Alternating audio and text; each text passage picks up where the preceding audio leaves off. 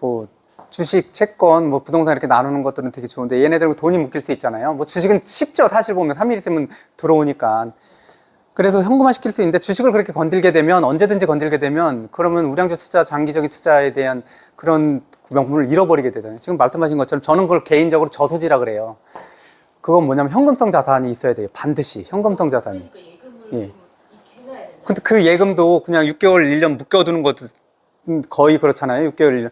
그래서 MMF 같은 거 언제든지 넣고 언제든지 뺄 수 있는. 이자는 적어도 돼요. 이자는 적을 수 있는. 그러면 뭐 국채 같은 경우는 뭐 빠른 거 1년물 그리고 중간에 팔 수 있는 거. 국채도 수시로 팔 수 있는 것들이 있어요. 그럼 왜냐면 국채는 중간중간에 이자를 받았지만 실제로 국채가 떨어지는 것들도 많이 떨어지지 않잖아요. 그렇죠? 그러니까 내가 1억을 국채를 샀어요. 근데 떨어지더라도 9억 뭐 팔 때는 지금 돈이 많이 필요해. 그러면 9억 8천만 원, 9억 9천만 원 빼가지고 그거를 수혈할 수 있는 곳에 수혈하면 된다라는 거죠. 이 수혈하는 것은 뭐냐면 집안에 문제가 생겼거나 또는 특정 자산군이 푹 떨어져서 이렇게 지금 3% 넘어 그랬죠. 10% 떨어져서 그러면 얘를 빼다 그쪽으로 조금 올려두는 거예요.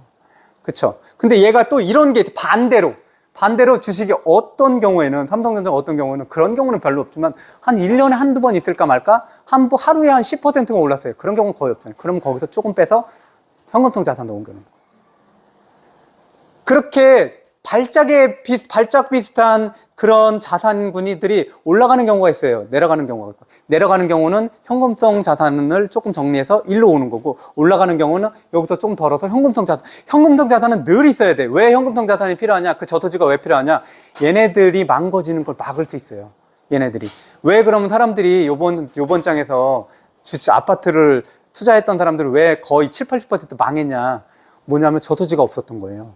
저수지의 돈이 왜? 금리가 계속 올랐잖아요. 그럼 얘에 대해서 대부분 주택담보대출을 하지 않고 나서 아파트를 사는 경우는 없잖아요.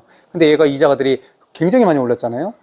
굉장히 0.5에서 0.5에서 3.5까지 올라가는. 근데 다 뭐 해당되는 거는 아니겠지만 거의 2배 이렇게 올라가면 우리는 살림할 수 있는 그런 비용들은 정해져 있는데 얘가 비용이 아파트에 대한 비용이 2배로 오르게 되면 결국 어때요? 다른 현금성 자산이나 이런 것들을 다 팔 수 있는 거 다 팔았는데도 못 막으면 얘가 어떻게 돼요? 연체가 되는 거잖아요. 그러면 어떻게 되는 거예요? 나중에 경매로 넘어가는 거죠. 그래서 나중에 대부분 이 자산을 지키지 못하는 거예요. 그 한 사이클이 지나기 전에.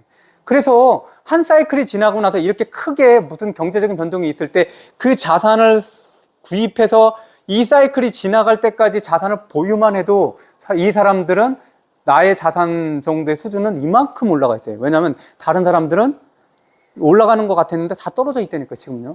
거기서 가지고 돈을 벌어야 되겠다라는 게 아니라 앞으로 이제 다른 주식을 사겠다 그러면 그런 것들을 건들지 말고 야 이게 망하면 우리나라가 망하는 거야. 이게 망하면 세계가 망하겠네. 이런 거 말고는 보지도 마세요.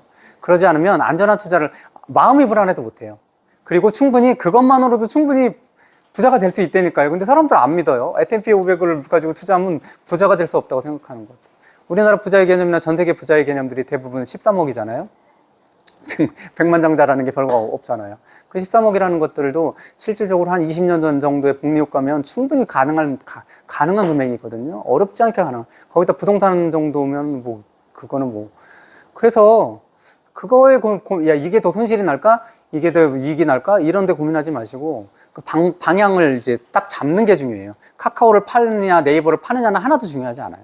카카오를 팔지 않아서 손실을 보든 이익을 보든 그거는 내가 자산을 따라가는데 1도 영향을 미치지 않아요. 지금 마인드를 정하는 게 되게 중요해요. 어떻게 내가 그럼 앞으로 주식을 살 때 어떻게 살까? 이런 것들의 마인드를. 그래서 검증되어 있는 것들, 아까도 말씀드린 것처럼 이게 망하면 나만 망할 수 없어. 이런 개념으로 사세요.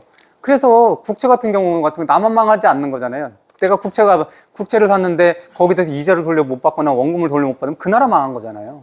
푸른 국채 같은 그런 안전한 자산을 사더라도 충분히 가능하더라. 그 정도로.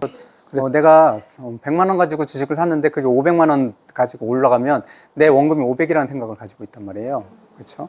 그거는 내가 팔지도 않았는데 원래 나는 원금은 100만 원인데 그리고 500이 다시 100만 원 되면 나는 원금 회복이다 이렇게 생각하지 않고 400만 원 잃었다고 생각한단 말이에요. 그런 생각들은 늘 그럴 수 있는 거니까 그거는 그거대로 그냥 봐두세요. 그대로 거기에 감정 섞지 말고 그거 가지고 어떤 판단을 해야 되겠다 이렇게 하지 마시고 이제 다른 것들을 어떻게 투자할 건지 새로 시작한다고 생각하고 그냥 잊어버리세요.